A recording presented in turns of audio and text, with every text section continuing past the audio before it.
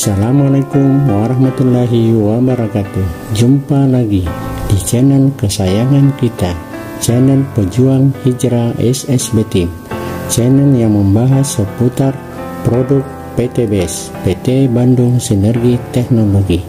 Sebelum lanjut ke update terbaru video dari kami, jangan lupa di subscribe dan nyalakan notifikasi loncengnya agar setiap kami mengupdate video terbaru Anda mendapatkan notifikasinya. Terima kasih. Selamat apa sih sebenarnya kinerja eco farming ini? Yang pertama saya mau tanya, seperti apa sih Pak pupuk eco farming ini sebenarnya secara garis besar ya?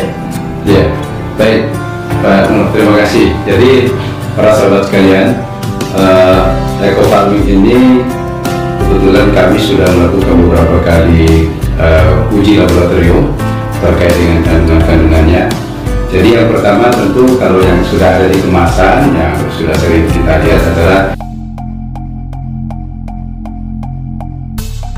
beliau adalah Bapak Jamaluddin Al-Afghani. Selamat datang Pak Jamal. Terima kasih. Di kantor PT BES. Beliau selaku Widya Suara bidang pertanian organik di Kementerian Pertanian.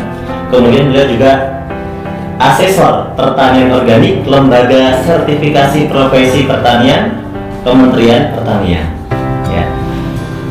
Hari ini kami mau bincang-bincang nih dengan Pak Jamal ya, tentunya terkait dengan produk yang dipasarkan oleh PT BES, yaitu adalah produk eco farming. Nah, produk eco farming ini sangat luar biasa penjualannya, sangat ramai sekali, sangat laku sekali. Namun tentunya banyak sekali mitra-mitra atau mungkin masyarakat yang sebenarnya belum paham betul seperti apa sih sebenarnya kinerja eco farming ini. Nah, yang pertama saya mau tanya, seperti apa sih Pak pupuk eco farming ini sebenarnya secara garis besar ya? ya, baik Pak Nur, terima kasih. Jadi para sahabat sekalian, eco farming ini kebetulan kami sudah melakukan beberapa kali uji laboratorium terkait dengan kandungan-kandungannya. Jadi yang pertama tentu kalau yang sudah ada di kemasan yang sudah sering kita lihat adalah ada kandungan seorganiknya. Nah, seorganik ini adalah merupakan salah satu bahan yang sangat vital dalam memperbaiki kualitas tanah ya. Jadi tanah yang baik itu diindikasikan dengan seorganik yang semakin tinggi. Nah, saat ini kondisi tanah kita kenapa masuk dalam kategori kurus? Karena seorganiknya rata-rata kurang dari 2%, bahkan saat ini menuju ke 1%. Nah, jadi ini adalah satu hal yang menggembirakan bagi kita bahwa ada satu produk kecil tetapi kadar seorganiknya sangat luar biasa. Kemudian yang kedua ada kandungan N-nya, B-nya, K-nya, dan sekalipun dalam jumlah yang kecil. Tapi ingat bahwa memang untuk bahan organik tidak ada NPK yang di atas 5 ya. Jadi kalau Mas Nur, kalau misalnya ada pupuk organik yang N-nya di atas 5, itu malah dipertanyakan, jangan-jangan pakai urea. Jadi secara peraturan memang nggak boleh. Nggak boleh. Meskipun di Kementerian Pertanian kita membolehkan N itu sampai di angka 6, tetapi kalau bicara di sertifikasi, rata-rata lembaga sertifikasi organik akan mencari ada apa sebenarnya kenapa sampai di atas 5, dan pada akhirnya rata-rata mereka tidak merekomendasikan bahwa itu produk organik. Jadi kalau organik murni jarang sekali kita dapatkan di atas 5. Nah, kemudian yang kedua, menurut ini yang luar biasa dari hasil uji kami bahwa di dalam pupuk ini ternyata mengandung mikroba yang luar biasa besar. Jadi kalau misalnya nilai NPK-nya kecil tetapi mikroba penambat nitrogen itu yang tinggi, sehingga dia bisa mengambil nitrogen yang ada di udara. Ingat ya, di udara ini ada nitrogen sekitar kurang lebih 80% yang bisa diambil oleh mikroba di dalam tanah. Mereka juga mikroba-mikroba ini, kalau bahasanya kepala badan kami kemarin mengatakan bahwa mikroba ini ibaratnya adalah pasukan khusus. Ya, pasukan khusus yang bekerja di dalam tanah, merombak bahan organik, menyiapkan nutrisi-nutrisi sehingga unsur hara tanah ini tercukupi untuk dimanfaatkan tanaman. Iya, karena banyak sekali pertanyaan kan, kenapa eco farming ini bisa bikin pertaniannya subur sedangkan kan kandungannya kecil gitu kan? Nah, termasuk juga mungkin ini Mas Nur, bahwa masa sih benda sekecil ini bisa digunakan untuk 1 hektar gitu ya. Nah, saya ingin jelaskan para sahabat mitra kita dimanapun berada, di dalam satu tub eco farming ini hasil uji lab kami yang baru keluar kurang lebih 2 minggu yang lalu ya, kurang lebih 2-3 minggu yang lalu, itu mengindikasikan bahwa jumlah mikroba positif yang ada dalam 30 gram itu 150 miliar. Nah, padahal dalam kondisi belum diapa-apain ya. Belum diapa-apain.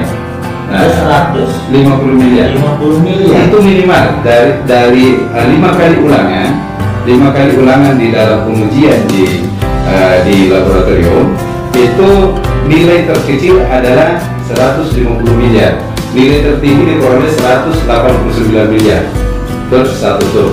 Jadi kalau kita ambil tengahnya, itu kurang lebih sebenarnya 170 miliar rata-ratanya ya. Tapi maknanya apa? Maknanya begini, dengan mikroba yang dalam jumlah yang besar, itu ketika kita aplikasikan ke tanah sebenarnya tidak perlu, langkah awal tidak perlu sebenarnya kita lakukan pembagian lagi, fermentasi gitu ya. Itu yang pertama. Yang kedua, ketika kita aplikasikan ke tanah, di dalam satu kali aplikasi, misalnya kemarin saya membuat sebuah catatan kecil bagaimana kita breakdown di dalam dalam 1000 ml itu ada 150 miliar misalnya. Nah, artinya setiap 100 ml itu ada kurang lebih 15 miliar. Nah, jadi dalam 50 ml itu ada 7,5 ada sekitar 75 miliar, ada sekitar 7,5 miliar maksud saya. Ada sekitar 7,5 miliar dalam satu tangki. Ya, dalam satu tangki dicampur dengan 15 liter air. Nah, ini artinya Pak, mikroba yang begitu banyak ketika kita aplikasikan ini, pertama ketika dia turun ke tanah, mereka akan berkolaborasi untuk memperbaiki kualitas tanah. Dan mereka ini karena jenisnya banyak, penambah nitrogen, ada pembuka stomata. Nah ini yang paling pembuka stomata, Mas Nur, apa fungsinya pembuka stomata? Stomata itu kan ada waktu-waktu terbuka secara alami. Ya, sampai jam 10. Iya. Nah, tetapi dengan menggunakan eco farming ini, ada mikroba yang kerjanya memang membuka stomata di luar jamnya. Jadi bisa bertambah lama gitu. Iya. Nah, sehingga kenapa kemudian teman-teman misalnya di sawit ya. Tadi kita dengarkan ada tamu dari Bengkulu mengatakan ada petani yang mengaplikasikan baru sekali, tadinya daunnya itu nggak bisa terbuka untuk keluar sawitnya, baru sekali aplikasi ternyata udah pada keluar setelah 28 hari. Nah, akhirnya mereka mengatakan, wah ini baru kali ini saya pakai pupuk yang bisa membuka daun secepat itu. Nah, kenapa itu bisa terjadi? Karena kerja mikroba. Nah, sebenarnya di dalam eco farming ini ada mikroba saja yang sudah diteliti. Kita kemarin itu baru lebih sekitar 8. Jadi ada mikroba aerob. Mikroba aerob ini sangat bagus untuk memperbaiki kualitas tanah, kualitas air ya. Sehingga kalau misalnya ada lahan-lahan yang kondisi airnya kurang bagus, nah itu bisa diperbaiki dengan mikroba aerob. Kemudian ada pelarut fosfat. Nah, di dalam tanah kita hasil residu-residu dari pemupukan yang menggunakan non organik itu banyak sekali fosfat-fosfat yang tersedia tidak larut.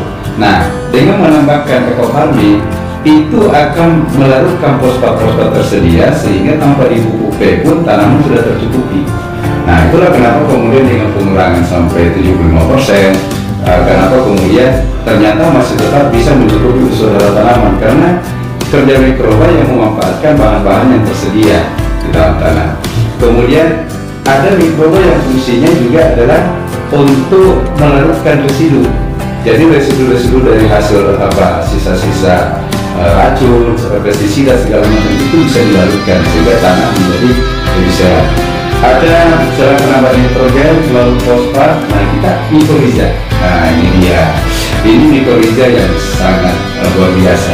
Kenapa luar biasa? Mikoriza ini mampu mengambil makanan untuk disuplai ke akar tanaman dalam jarak yang sangat jauh. Jadi itu benar-benar menyuplai. Dan yang kedua, mikoriza ini dia itu sekaligus menurut cadangan makanan. Nah, jadi kalau misalnya ada tanaman-tanaman yang berkeringan gitu ya, tidak tersuplai unsur hara dalam waktu air dan cukup misalnya, itu karena adanya cara pemakaran dan mikroliza sehingga itu tetap tahan. Nah inilah kelebihannya, sehingga kita mendengarkan banyak sekali dari teman-teman menyampaikan bahwa kenapa kok kekeringan tapi masih tetap hijau. Nah itu salah satu fungsi hasil kerja dari mikroliza ini. Dan yang lainnya mungkin?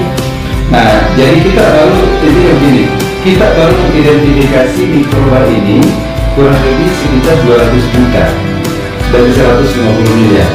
Nah, sehingga baru diidentifikasi sebagian. Iya, baru sebagian dari 150 miliar ini hasil uji kita baru kurang lebih 200 juta yang teridentifikasi. Artinya apa?